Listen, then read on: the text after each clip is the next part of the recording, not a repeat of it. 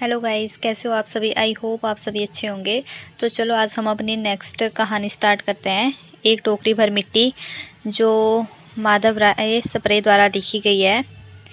तो इसी में मैंने आगे क्वेश्चन भी ऐड कर दिए हैं जो आने वाले टाइम में पेपर में पूछे जा सकते हैं और कुछ पूछे भी गए हुए हैं। ठीक है, तो चलो हम अपना टाइम ख़राब ना करते हुए इस कहानी को आगे पढ़ते हैं। आपको आई थिंक आज क्लियर दिख रहा होगा। मैंने पूरी कोशिश की हुई है कि आपको बिल्कुल क्लियर दिखे। बाकी जो जो मैंने अंडरलाइन किया हुआ है उसको बड़े ध्यान से देखना, क्योंकि ऐसे टॉपिक है, ऐसी लाइन है, ऐसे मतलब मैं बता सकती हूँ आपको कि ऐसे ऐसे पॉइंट है जो पेपर में पूछे जा चुके हैं। ठीक है, तो उनको ज़्यादा ध्यान से देखना, एक दो बार बेशक अकेले में वैसे इसको रीड कर लेना बाद में भी। तो चलो इसको पढ़ना स्टार्ट करते हैं। पंडित माधवराव सप्रे का जन्म 19 जून 1871 ईस्वी में पथीरा, दमोहर, मध्य प्रदेश में हुआ है। सप्रे जी एक कहानीकार, निबंधकार, समीक्षक, अनुवादक और संपादक के रूप में जाने जाते हैं। सन 1900 में जब समूचे छत्तीसगढ़ में प्रिंटिंग प्रेस नहीं था, तब इन्होंने बिलासपुर जली के एक गांव पेंड्रा से छत्तीसगढ़ मित्र नाम का एक मासिक पत्रिका निकाली। यह पत्रिका सिर्फ 3 वर्ष ही चला। इन्होंने गीता रहस्य, हिंदी, दासबोध और महाभारत का अनुवाद किया। रचना इनकी कौन कौन है, चलो देखते हैं। सारी तो नहीं है इसमें, बट जितनी है उनको हम रीड कर लेते हैं। ठीक है, स्वदेशी आंदोलन और बायकॉट। दूसरी है यूरोप के इतिहास से सीखने योग्य बातें। तीसरी है हमारी सामाजिक हाश के कुछ कारणों का विचार। फोर्थ है माधवराव सप्रे की कहानियाँ, संपादक देवी प्रसाद वर्मा। फिफ्थ है हिंदी केसरी और छत्तीसगढ़ मित्र पत्रिका का संपादन किया। सिक्स्थ है इनकी एक कहानी भर मिट्टी, एक टोकरी भर मिट्टी कहानी का प्रकाशन छत्तीसगढ़ मित्र पत्रिका में 1901 ईस्वी में प्रकाशित हुआ है। सातवां पॉइंट है इनका एक टोकरी भर मिट्टी कहानी की चर्चा हिंदी में 1968 में सारिका पत्रिका में पत्रिका के फरवरी अंक पृष्ठ 18-19 में शुरू होती है। आठवां पॉइंट है इस कहानी में बहुत सारे आधुनिक समीक्षकों ने हिंदी की प्रथम मौलिक कहानी माना है। ठीक है, तो नेक्स्ट हमारा आता है कि सप्रे जी के कथन। सप्रे जी ने क्या क्या कहा है। मैं मराठी हूँ, पर हिंदी के विषय में मुझे उतना ही अभिमान है जितना कि किसी हिंदी भाषा को हो सकता है। इनके द्वारा ही लिखी गई ये खुद की वर्डिंग है, तो इसको ज़्यादा ध्यान से पढ़ना, ये पूछे जा सकते हैं। जिस शिक्षा से स्वाभिमान की वृत्ति जागृत नहीं होती, वह शिक्षा किसी काम की नहीं होती। विदेशी भाषा में शिक्षा होने के कारण हमारी बुद्धि भी विदेशी हो गई है। मुख्य बिंदु है इनके, यह एक बहुत ही छोटी और कर्तव्य श्रेष्ठ कहानी है। यह कहानी आज के यथार्थ से जुड़ी है। यह कहानी वर्गभेद पर आधारित है। इसमें एक गरीब के शोषण का चित्रण है। इस कहानी में अहंकार और स्वार्थ का चित्रण जमींदार के रूप में किया गया है। एक कहानी बुजुर्ग महिला द्वारा जमींदार का हृदय परिवर्तन होना दिखाया गया है। ये जो पॉइंट है, डॉक्टर गोपाल राय ने इस कहानी को संवेदना के क्षण की अभिव्यक्ति की दृष्टि से हिंदी की पहली कहानी के रूप में मान्यता देते हुए इसकी भाषा को ठेठ देसी हिंदी भाषा बताया गया है। ये बहुत ही इम्पोर्टेंट है और पेपर में पता नहीं कितनी बार पूछा गया है। अगर आप PYQ सॉल्व करोगे तो उसमें भी ये चीज़ लिखी गई है। पूछा जाता है कि संवेदना के क्षण की अभिव्यक्ति की दृष्टि से हिंदी की पहली कहानी के रूप में मान्यता देते हुए भाषा को ठेठ देसी हिंदी भाषा बताया है। ये किसने बताया है? तो इसका सही आंसर होगा डॉक्टर गोपाल राय ने। ठीक है, डॉक्टर सत्यकाम इसे प्रतीकात्मक कहानी मानते हैं। ऊपरी तौर में यह एक जमींदार की जुल्म की कहानी लगती है, किंतु असल में यह मातृभूमि से लगाव को प्रतीक कहानी है। यह एक टोकरी भर मिट्टी पूरे देश की मिट्टी बन जाती है। यह किसके द्वारा कहा गया है? डॉक्टर सत्यकाम।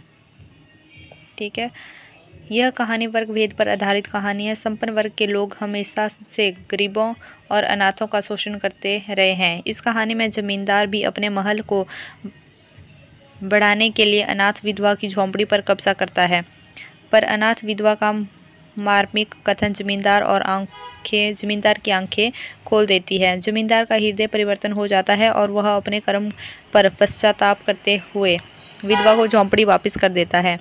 मुख्य पात्र, इसके मुख्य पात्र कौन कौन से हैं? जमींदार और अनाथ विधवा। गौण पात्र है जमींदार का वकील और विधवा की पोती। तो अब हम अपने मूल कहानी पे चलते हैं कि हमारी मूल कहानी क्या है। किसी श्रीमान जमींदार के महल के पास एक गरीब अनाथ विधवा की झोंपड़ी थी। जमींदार साहब को अपने महल का होता उस झोंपड़ी तक बढ़ाने की इच्छा हुई। विधवा से बहुतेरा कहा कि अपनी झोंपड़ी हटा ले, पर वह भी कई जमाने से वही बसी थी। उसका प्रिय पति और इकलौता पुत्र भी उसी झोंपड़ी में मर गया था। पतोही भी एक 5 वर्ष की कन्या को छोड़कर चल बसी थी। अब यही उसकी पोती इस वृद्ध काल में एकमात्र आधार थी। जब उसे अपनी पूर्व स्थिति की याद आती तो उसे मरे दुख में फूट फूट कर रोने लगती। और जब से उसने अपने श्रीमान पड़ोसी की इच्छा का हाल सुना, तब से वह मृतप्राय हो गई थी। उस झोंपड़ी में उसका मन लग गया था कि बिना मरे वहां से बाहर निकलना नहीं चाहती थी। श्रीमान ने स्वयं सब प्रयत्न विफल हुए। तब वह अपनी जमींदारी चाल चलने लगा। बाल की खाल निकालने वाले वकील की थैली गर्म पर उन्होंने अदालत से झोंपड़ी पर अपना कब्जा कर लिया और विधवा को वहां से निकाल दिया। बेचारी अनाथ तो थी, पास झोंपड़ी में कहीं जाकर रहने लगी। एक दिन श्रीमान उस झोंपड़ी के आसपास चल रहे थे और लोगों को काम बतला रहे थे कि वह विधवा हाथ में एक टोकरी लेकर वहां पहुंची। श्रीमान ने उसको देखते ही अपने नौकरों से कहा कि उसे यहाँ से हटा दो, पर वह गिड़गिड़ाकर बोली, महाराज, अब तो यह झोंपड़ी तुम्हारी ही हो गई है, मैं उसे लेना नहीं आई हूँ। महाराज क्षमा करें, तो एक विनती है। जमींदार साहब ने सिर हिलाने पर उससे कहा, जब से यह झोंपड़ी छूटी है तब से मेरी पोती ने खाना पीना छोड़ दिया है। मैंने बहुत कुछ समझाया पर वह एक नहीं मानी। यही कहा करती है कि अपने घर चले, वही रोटी खाऊंगी। अब मैंने यह सोचा है कि इस झोंपड़ी में से एक टोकरी भर मिट्टी लेके उसी का चूल्हा बनाकर रोटी पकाऊंगी। इससे भरोसा है कि वह रोटी खाने लगेगी। महाराज कृपा करके आज्ञा दीजिए तो इस टोकरी में मिट्टी ले जाऊं। श्रीमान ने आज्ञा दी।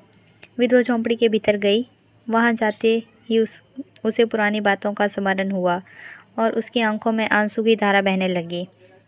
अपने आंतरिक दुख को किसी तरह संभाल कर उसने अपनी टोकरी मिट्टी से भर ली और हाथ से उठाकर बाहर ले आई।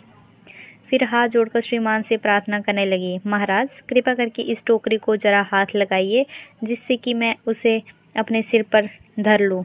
जमींदार साहब पहले तो बहुत नाराज हुए, पर जब वह बार बार हाथ जोड़ने लगी तो पैरों पर गिरने लगी तो उसके मन में कुछ दया आ गई। किसी नौकर से न कहकर आप ही स्वयं टोकरी उठाने आगे बढ़े। ज्यों ही टोकरी को हाथ लगाकर ऊपर उठाने लगा, त्यों ही देखा कि यह काम उनकी शक्ति से बाहर है। फिर तो उन्होंने अपनी सब ताकत लगाकर टोकरी को उठाना चाहा, पर जिस स्थान पर टोकरी रखी थी वहां से वह एक हाथ भी ऊंची न हुई। वह लज्जित होकर कहने लगा, नहीं, यह टोकरी हमसे न उठाई जाएगी। यह सुनकर विधवा ने कहा, महाराज नाराज न हो, आपसे एक टोकरी भर मिट्टी नहीं उठाई जाती तो इस झोंपड़ी में तो हजारों टोकरियां मिट्टी भरी पड़ी है, उसका भार आप जन्म भर क्यों कर उठा रहे हो? उठा सकोगे। यहाँ पे यह है, जन्म भर कैसे उठा सकोगे, यहाँ ये मिस्टेक है, इसको ठीक कर लेना, ठीक है। आप ही इस बात पर विचार कीजिए। जमींदार साहब धनमत से गर्वित हो अपना कर्तव्य भूल गए थे, पर विधवा के उपयुक्त वचन सुनते ही उनकी आंखें खुल गई। कृतकर्म के पश्चाताप पर उन्होंने विधवा से क्षमा मांगी और उनकी झोंपड़ी वापस कर दी। ठीक है, तो इस हिसाब से हमारी ये जो है छोटी सी कहानी थी, जो कि ख़त्म हो गई, ज़्यादा बड़ी नहीं थी। तो इसमें मेन यही दिया हुआ है कि जैसे एक किसान था, किसान भी नहीं, जैसे ज़मींदार था, वो कैसे झोंपड़ी पर कब्ज़ा करता है। एक वृद्ध लेडी थी, उसकी पोती थी, उसकी पोती 5 वर्ष की थी, ठीक है। कई बार पेपर में पूछा जाता है कि पोती की आयु क्या थी, पोती कितने वर्ष की थी, उस झोंपड़ी में कौन कौन रहते थे, उस झोंपड़ी में किसकी मृत्यु हुई थी, पोता की हुई थी, बेटे की हुई थी और पिता, सॉरी पोते की नहीं, बेटा और पिता, इनकी मृत्यु हुई थी उस झोंपड़ी में। चलो आगे क्वेश्चन है, इनको भी सॉल्व कर ही लेते हैं। ज़्यादा है नहीं इसके, यही है 10-12 क्वेश्चन आएंगे इसके, ज़्यादा नहीं बनते हैं। तो हमारा पहला क्वेश्चन आता है, ज़मींदार के महल के पास किसकी झोंपड़ी थी, विधवा की, दासी की, राही की, अनीता की। इसका सही आंसर होगा विधवा की। देखो इस क्वेश्चनों के ना साथ में ही साइड में इनके आंसर दिए हुए हैं, तो आपको अगर ना पता लगे तो वहाँ से आप आंसर चेक कर सकते हो। सेकंड क्वेश्चन है, विधवा अपनी झोंपड़ी छोड़कर क्यों नहीं जाना चाहती थी, उसका पति उस झोंपड़ी में मर गया था, उसकी इकलौती पुत्री झोंपड़ी में मर गई थी, उसका पुत्र भी उसी झोंपड़ी में मर गया था, झोंपड़ी में धन छुपा हुआ था। इसका सही आंसर है ए और बी, उसका पति उसी झोंपड़ी में मर गया था, और सेकंड है उसका इकलौता पुत्र झोंपड़ी में मर गया था। तीसरा क्वेश्चन है, विधवा ने जब अपने पड़ोसी की इच्छा का हाल सुना तो उस पर कैसा असर पड़ा, खुश हुई, दुखी हुई, मृतप्राय सी, पागल सी। इसका सही आंसर होगा मृतप्राय सी। फोर्थ क्वेश्चन है, जमींदार ने किसकी थैली गर्म करके झोंपड़ी पर कब्जा किया, वकील की, सरपंच, विधवा, सभी। इसका सही आंसर होगा वकील। हमारा नेक्स्ट क्वेश्चन है, जब से यह झोंपड़ी छूटी है तब से मेरी पोती खाना पीना छोड़ दिया, यह किसका कथन है, जमींदार का, विधवा का, वकील का, राही का। इसका सही आंसर है विधवा का। सिक्स्थ क्वेश्चन है, विधवा जमींदार से झोंपड़ी में क्या लेने गई थी, मिट्टी, पैसा, सामान, सभी। इसका सही आंसर होगा मिट्टी। हमारा 7वां क्वेश्चन है, आपसे एक मिट्टी भर टोकरी नहीं उठाई जाती तो इस झोंपड़ी में तो हज़ारों टोकरियां मिट्टी पड़ी है, किसका कथन है, जमींदार का, विधवा का, वकील का, पोती का। इसका सही आंसर है विधवा का। विधवा की पोती की उम्र क्या थी, 5 वर्ष, 7 वर्ष, 10 वर्ष, 4 वर्ष। इसका सही आंसर है 5 वर्ष। एक टोकरी भर मिट्टी का प्रकाशन वर्ष 1901 ईस्वी, 1903 ईस्वी, 1907, 1909। इसका सही आंसर है 1901। 10th क्वेश्चन है, एक टोकरी भर मिट्टी किस पत्रिका में प्रकाशित हुई है, भारतेंदु, छत्तीसगढ़, इंदु, सरस्वती। इसका सही आंसर है छत्तीसगढ़। 11वां क्वेश्चन है, एक टोकरी भर मिट्टी को हिंदी की पहली कहानी किसने माना है, देवी प्रसाद वर्मा, बच्चन सिंह, रामचंद्र शुक्ल, नगेंद्र। इसका सही आंसर है देवी प्रसाद वर्मा। हमारा नेक्स्ट क्वेश्चन है, एक टोकरी भर मिट्टी कहानी किस पर आधारित है, अमीर वह गरीब के वैषम्य पर, देश के अकाल पर, अभिजात्य वर्ग की उदारता पर, छुआछूत और सामाजिक वर्ग पर। इसका सही आंसर है अमीर वह गरीब की वैमनस्य पर। हमारा 13वां क्वेश्चन है, एक टोकरी भर मिट्टी में जमींदार का क्या नाम था, बंसीधर, काशी, श्रीमान, हीरामन। इसका सही आंसर है श्रीमान। हमारा नेक्स्ट क्वेश्चन है, अब तो यह झोंपड़ी तुम्हारी ही है, मैं उसे लेने नहीं आई हूँ। यह कथन किस विधवा ने किसके लिए कहा, जमींदार के लिए, खुद के लिए, वकील के लिए, पोती के लिए। इसका सही आंसर है जमींदार के लिए।